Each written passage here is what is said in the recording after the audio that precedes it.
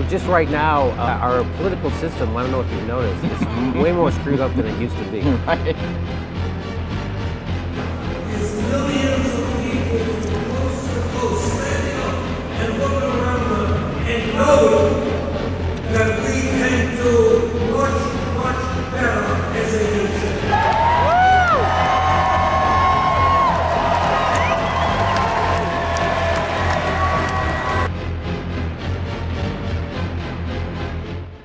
I am here with Bernie Sanders and Donald Trump. Gentlemen, thank you so much for being on the NOWMAN show. Thank you. It's an honor to finally be on television, even if it is a local program. This is actually the most media I've gotten this month. I appreciate more free airtime. I have $2.5 billion in free air coverage, and I appreciate even $1 more. Oh, I totally understand that. Let's talk about income inequality. What do you have to say about that? Bernie, you have a lot to say about that, right? Yes, I do. I think income when the top 1% of the top 10% of the top 1% of the top 10% of the top 1% of the top 10% controls a smaller percentage of the wealth than all will combine, I don't think that's fair. I think we need to change those percentages to simple fractions. And if I were president, I would do that. Excuse me. There's no economic inequality. I've got a lot of money and I'm very comfortable. And I think people who are poor, they can work for me. And if they don't work for me, then we'll ship them out of the country. But the point is, we're going to have jobs. We're going to have so many jobs. Jobs is in the Bible. There's the book of Job. It's right there. It's all you need to know. Are you going to pay for those jobs, Donald? I don't need to pay for those jobs. The federal government pays for them. We'll print more money if we need to. I have incredible loans. I have incredible grift that I am doing right now.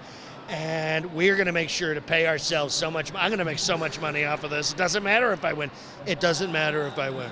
And I'll tell you this, very important, very important. There is an alternate energy out there. It's been running this country for 350 years. It's called white power, and it's running everything. And we need to run on white power, and I promise you we'll do it if I become president. Mr. Trump has been endorsed by a number of white power groups. I have been endorsed by a number of white guilt groups, and I am very proud of my support from white guilt. I thank you very much. I want to talk right now about the elections because that's obviously on all of our minds.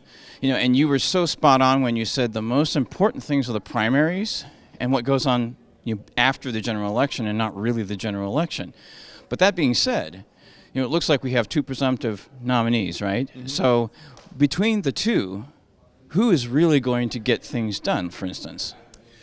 Well, look, I've said for a long time in the primaries that Hillary Clinton is the no-change candidate. So that doesn't change now that she's the presumptive nominee. On the other hand, Trump would be disastrous change. So I'm not going to vote for change just for change's sake.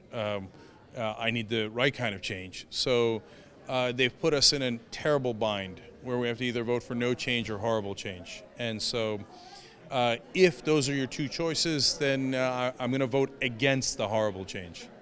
Well, some people are asserting that if we do, let's say, presumptively get a Donald Trump president, that might actually keep the congressional and the Senate blue or Democrat or more progressive for decades to come. What do you think about that? I don't want to roll dice with the Republic. I think Donald Trump's a dangerous guy. He has strongman tendencies, autocratic tendencies, and I don't want to put a guy like Putin in charge of our government. But what Trump is doing, as we've seen in primary after primary, is bringing out people who haven't voted for 20 or 30 years. He's getting Democrats just like Bernie Sanders is.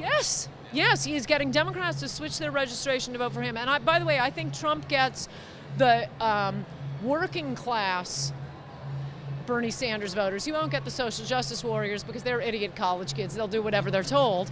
But I think Trump picks up a portion of Sanders' vote.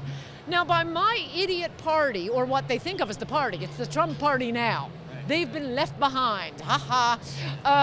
If they keep attacking him, it could well be that Trump wins the presidential election, but Republicans lose the House and the Senate.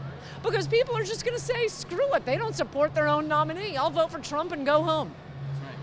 That's right. Speaking of the election, who do you think will be the winner?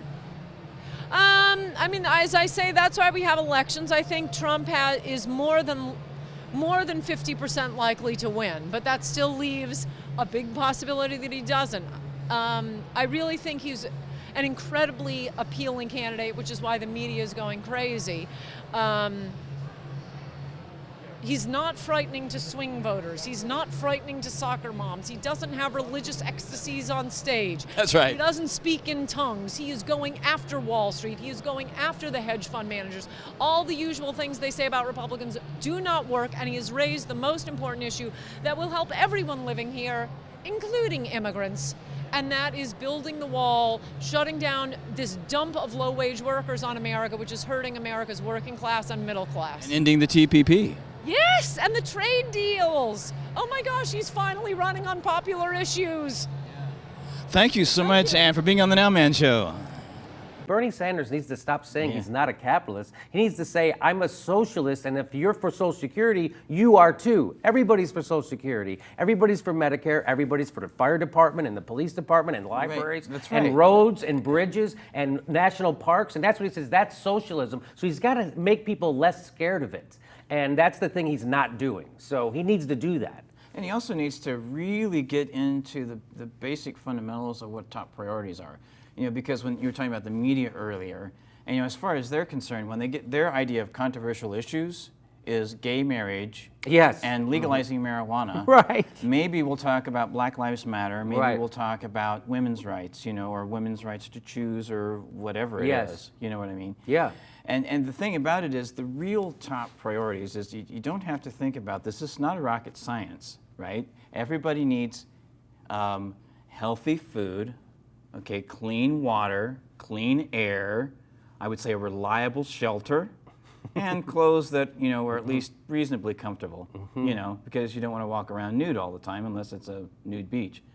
You know what I mean? And, Yes. And then everybody needs health care.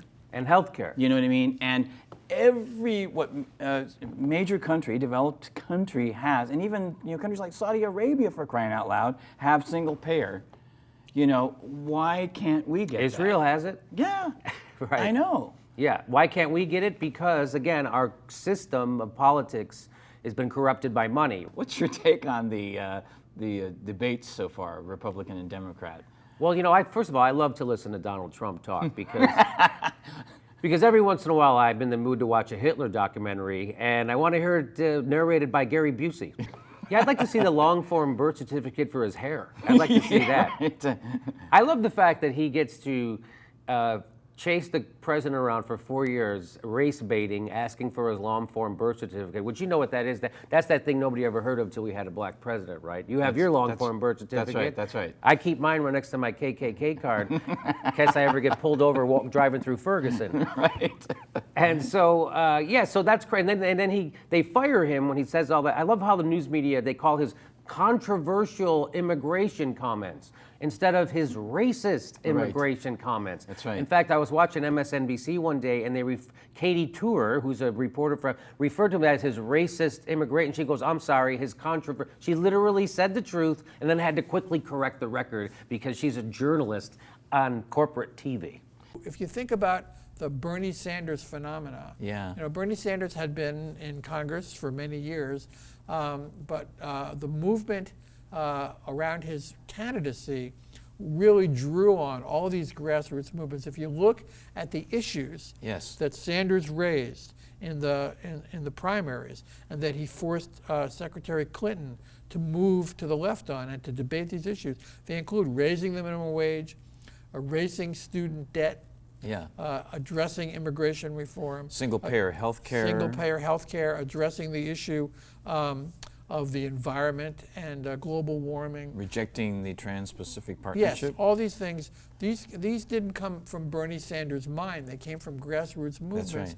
and they forced the Democratic Party to address these issues. If you read the Democratic Party platform, some of which I have some problems with, Yeah. nevertheless, Bernie Sanders got about 80% of what he wanted. Not all of it, and not enough, but he got about 80% of what he wanted. That never would have happened without all these movements over the That's last right. decade or so, you know, forcing these issues onto the public agenda, just like they did throughout the 20th century. And it's all connected, and it's all phenomenal.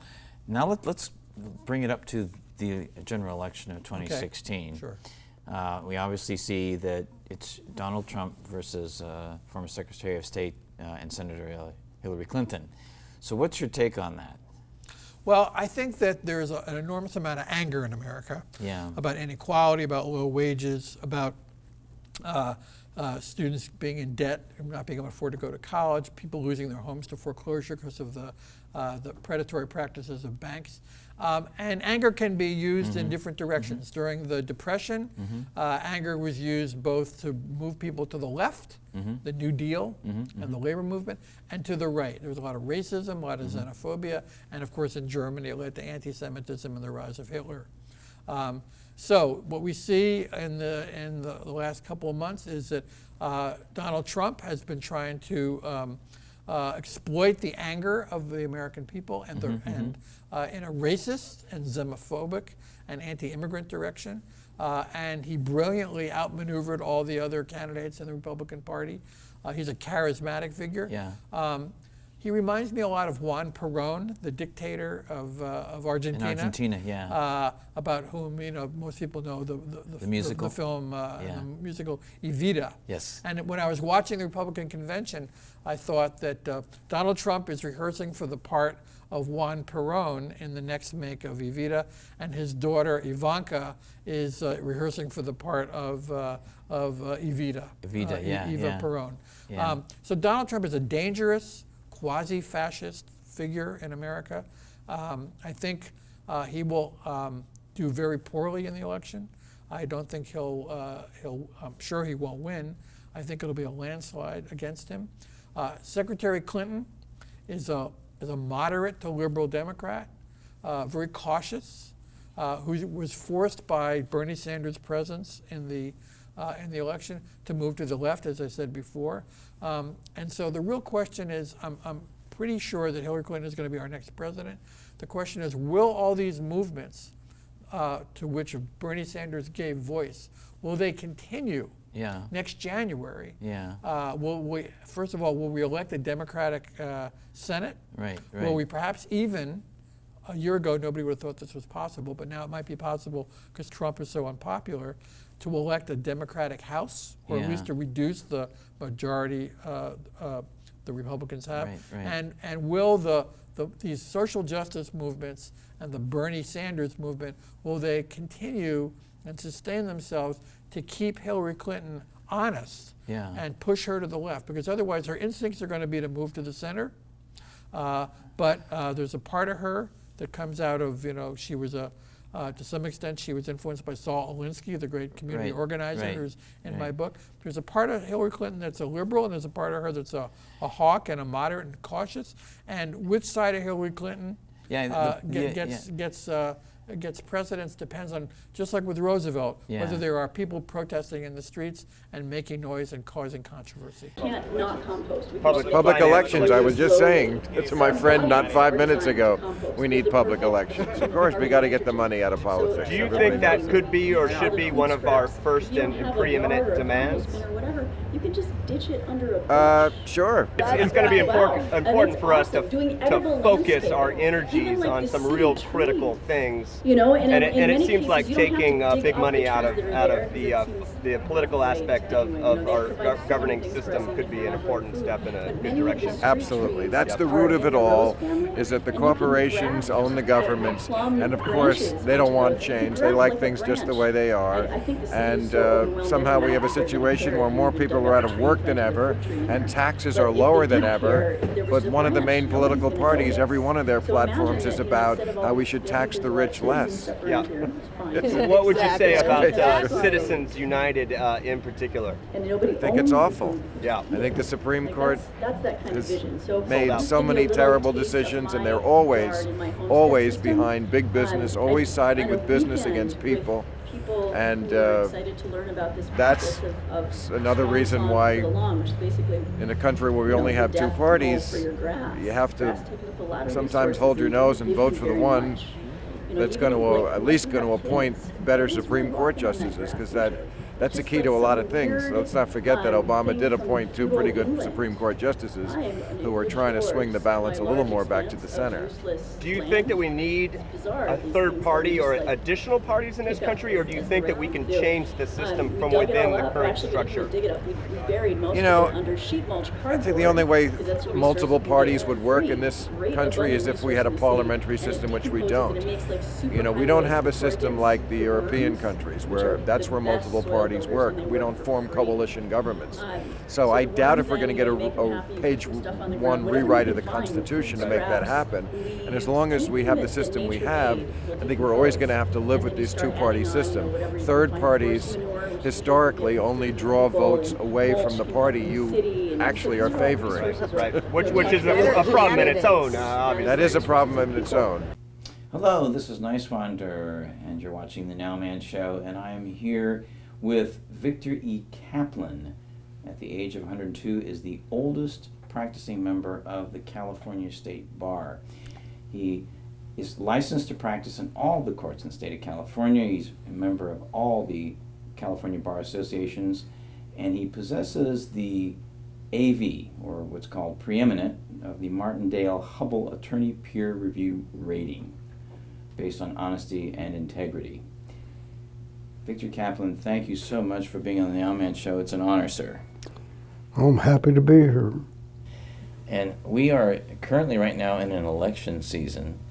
And why do you think, and obviously I've never spoken to anyone before, and I'm honored to be able to speak with you, someone who actually cast votes for FDR. That's just amazing to me. And why do you think it's important that people go out and vote? Well, one thing, you get people like Trump. I mean, in my opinion, he is following the same path that Hitler is following. He is a dangerous man. But it's important for everybody to exercise their right to vote if you want to get the kind of a country you want to live in and have free speech, and as we pretty much had in this country. And we certainly have the tools in the Bill of Rights to see that it's carried out. But it's only going to be carried out if people exercise their right to vote and to meet and discuss. Absolutely. This is a democracy. That's right. And that's what we want to maintain. And we want to continue to see that happening in this country. Yeah, absolutely. What are your thoughts about going forward in this country right now with the political election? I know that on your Facebook page you made some comments about Jill Stein and Gary Johnson. What are your thoughts about that and how all of this should actually affect policy? Have you actually worked on changing policy? I've tried. It's very tricky because the animal agriculture lobby is huge and powerful, and they spend hundreds of millions of dollars influencing policy. And they also know how to do it. So there's certain organizations like the Humane Society with Wayne Pacelli's, PCRM, where they can try and change policy, but you're going up against a monstrous lobby. And so, for example, like Jill Stein, if we weren't running against Donald Trump, quite possibly I would support Jill Stein. But I feel like I can't do anything that would even passively result in a Donald Trump presidency for so many reasons, animal issues being one of them. Donald Trump doesn't care about anything except for Donald Trump. He certainly doesn't care about animal welfare. So I feel like simply advancing policy will be a lot easier with a Hillary Clinton administration than a Donald Trump administration. So that's, and many people say oh, but Hillary this, or Hillary voted for the war in Iraq. I was like, those things are true. And she's not a perfect candidate, but compare and contrast her to Donald Trump, and the choice becomes very clear to me. Hello, this is Niswander. I'm here with Jill Stein in Pershing Square. Jill, it's good to see you again. It's great to see you. Thanks for coming out. My pleasure. You know, why is it so important that we vote in this election? Because, you know, recently I talked to a man who was 102 years old. He voted for FDR, and I know why he voted. Why should we be voting in 2016? Well, in this election, we're not just deciding what kind of a world we're going to have, but whether we're going to have a world or not going forward, considering the climate crisis that's barreling down on us, these wars for oil that have no end, the war on terror, which is only creating more terror, and 2,000 nuclear weapons which are on hair trigger alert, a generation of young people that's locked in debt. You know, the list goes on and on. The Democrats and the Republicans, Hillary and Donald, are not talking about what the real problems are. They're talking about, you know, where was Obama born? They're talking about, you know, when did Donald take what position on Iraq? You know, they're doing everything they can to avoid the real problems. Unfortunately, they agree with each other too much. Donald may not believe in climate change, and Hillary may say that she does, but their actions amount to the same thing. Donald supports coal, Hillary supports fracking. Either one is going to do us in. They both are competing for who's the bigger militarist, who's going to squander more of our scarce resources on these wars that are making us less safe, not more safe. And neither one is talking about the nuclear weapons crisis. We need to be ending nuclear weapons and moving as fast as we can to nuclear disarmament. So, you know, it's really important that we not be intimidated.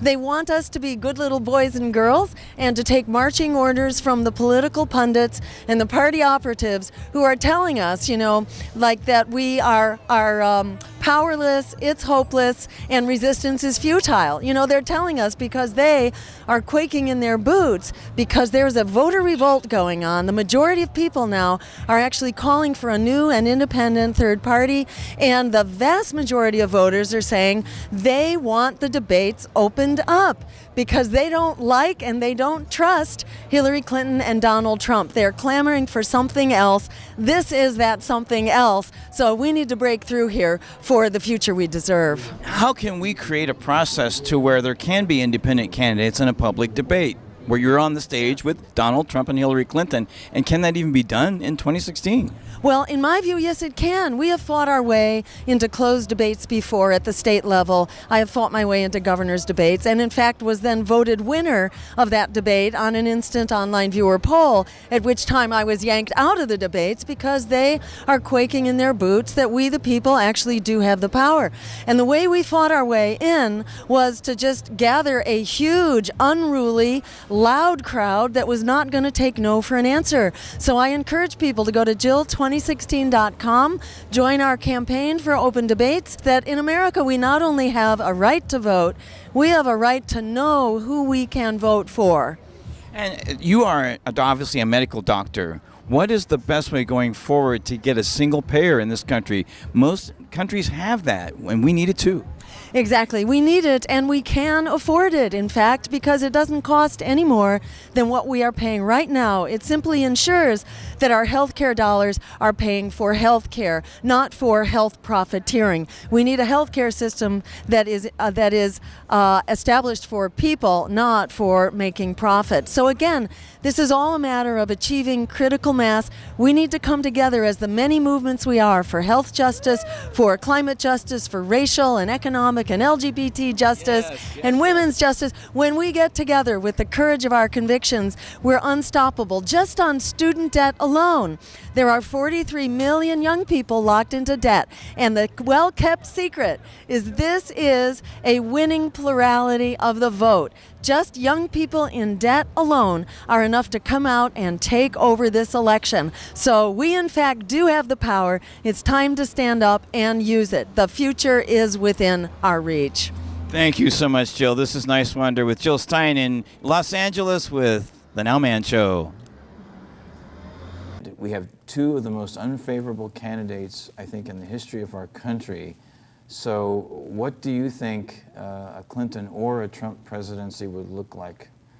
Well, when you say unfavorable, you mean they're evaluated by the public. Yeah, by the public, yeah. And I think there's something to be said about that. We know why a lot of people would have an unfavorable view of Trump. He's been a demagogue. I've called him a neo-fascist in his scapegoating of immigrants, of the vulnerable, blaming all our problems not on Wall Street, not on the rich and powerful, of which he is certainly a key member, but blaming it on people coming over here to try to make a living to feed their families and so forth. So that's very dangerous, demagogue. I don't want to minimize it. But Donald Trump didn't get the country into the big mess. He's just another financial pirate, not a particularly important one. He didn't run Goldman Sachs. Yeah. He didn't run Citibank, Citigroup. He didn't run, the U.S. Congress. He wasn't president of the United States when Bill Clinton signed off on the Financial Service Modernization Act, the Commodity Futures Modernization Act, that made all these financial swindles legal. You don't hear that much about Citizens United. Why? Because when Barack Obama was running, against John McCain, right? Barack Obama, McCain still took public funding. And it was Barack Obama who went to Wall Street and took private funding, did not do public funding. And what do you got now in this election? Yeah, Trump's out there, he's got his own money, he's raising some money, but who is the great fundraiser for Wall Street? Who's backed by Wall Street? It's Hillary Clinton. And now these people are not fools. They know that with Hillary Clinton, they're going to get a more effective protection for their piracy than they're going to get with Donald Trump.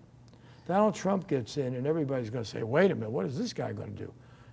Is he going to be the bandit? Is he going to, do worse? So maybe we'll get some checks and balances, or maybe we'll, even on the nuclear question, maybe we'll say, hey, the President of the United States should not have the power to wipe out the rest of the world. So what do you think the movement that Bernie Sanders helped inspire, what can we all do together going forward? Don't ever let anybody tell you they own your vote, or you got to vote for the lesser evil. You got to vote for evil. What is the lesson there? First of all, there's nothing about the two-party system in the American Constitution, in our experiment.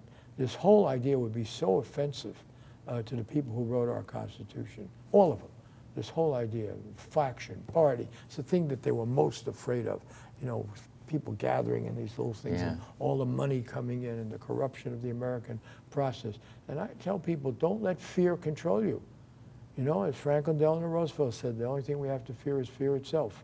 And these people are fear mongers, whether they call themselves Democrats or Republicans. They want to get us afraid of every Muslim in the world. They want to get afraid of everybody in the world who might disagree with us. They want to get us afraid of every member of the other party and deny us choice. And they've got the money to package this message and brainwash everybody. It's incredibly dangerous. Optimism comes from only one source. At the end of the day, as we've been told, you can't fool everybody all the time. There have to be results. People know they're hurting. They know real income is not increasing. They know they're being left out. They know that 25 people have more money than the bottom, 70% or something. These statistics that Bernie Sanders was coming out have held up. One of the extraordinary things about this campaign is that in virtually every state that we have competed in states we have won and in states where we have lost, we have received the overwhelming percentage of votes from young people. And by young people, I'm talking about people 45 years of age or younger. Now, I know that for the 20-year-olds here, you think 45 is really old, right? Well, when you're 45, you won't think it's so old. But the reason that is so exciting and so important is that it shows that our vision, a vision of a nation based on social justice, economic justice, racial justice, environmental justice.